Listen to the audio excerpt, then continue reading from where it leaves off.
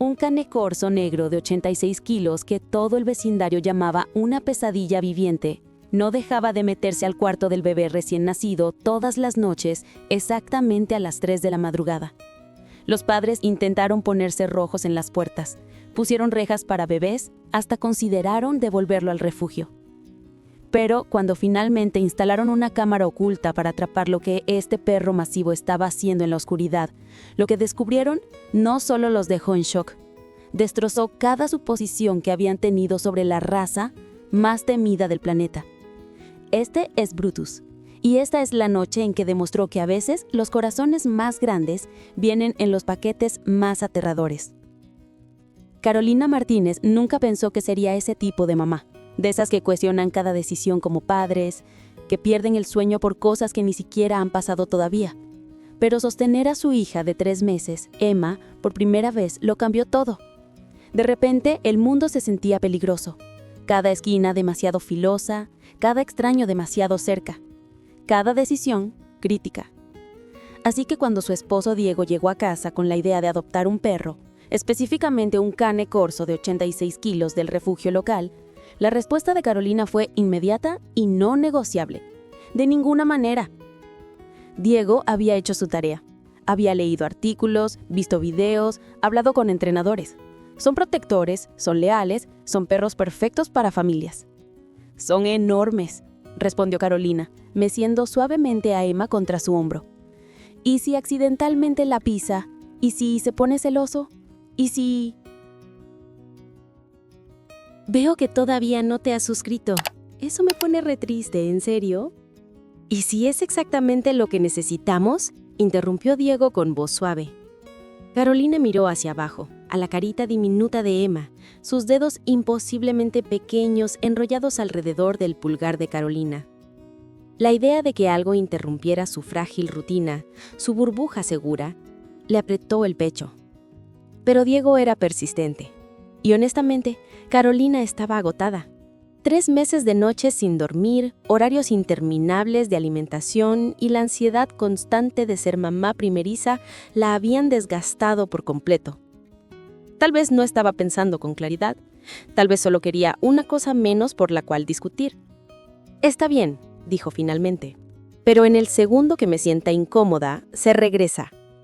En el refugio lo llamaban Brutus, pelaje negro, hombros con cicatrices, una oreja parada mientras que la otra caía a la mitad. La directora del refugio explicó su historia con palabras cuidadosas y medidas. El dueño anterior lo mantenía encadenado en un sótano, lo usaba para intimidar, nunca lo socializó, nunca lo amó. El estómago de Carolina se contrajo. ¿Se suponía que esto la hiciera sentir mejor? Ha estado aquí 8 meses, continuó la directora. Nadie lo quiere, demasiado grande, demasiado intimidante, demasiado equipaje.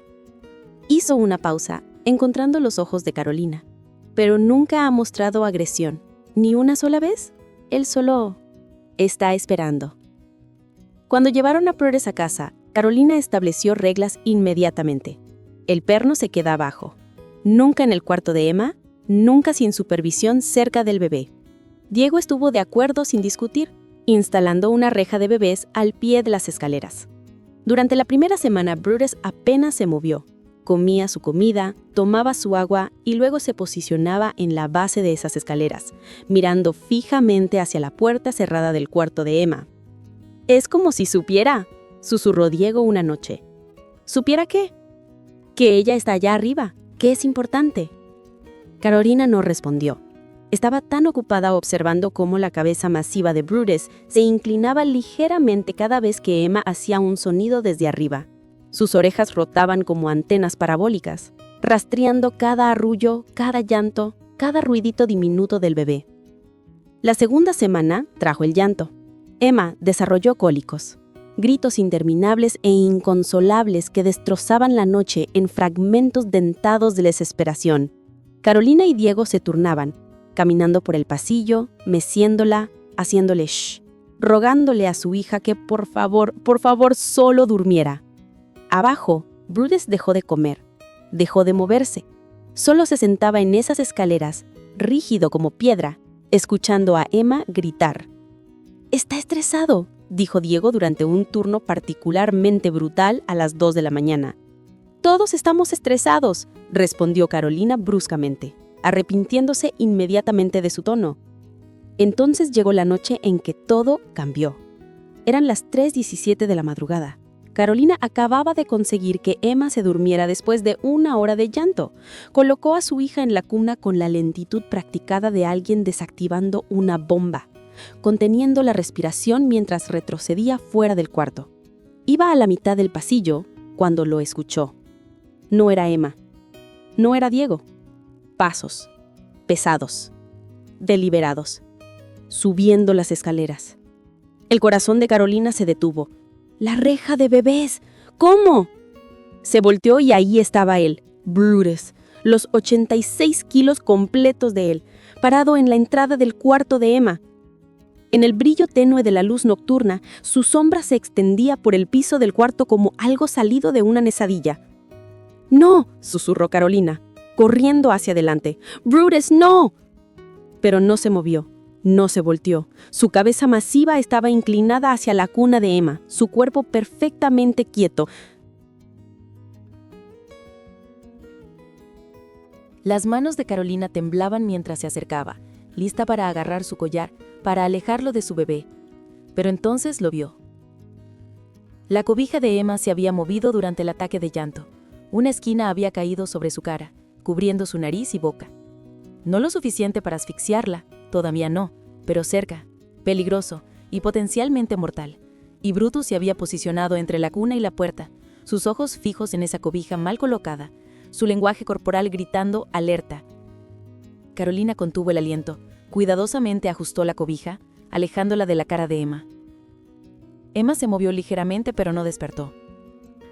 La cola de Brutus se movió 1 vez, 2 veces, luego se dio la vuelta y caminó de regreso abajo. Su trabajo completado. Carolina lo siguió con piernas temblorosas. Lo encontró en su puesto habitual junto a la reja para bebés, que ahora notó tenía una esquina doblada donde su poderoso hombro la había empujado para abrirla. Se sentó a su lado en el piso, su espalda contra la pared.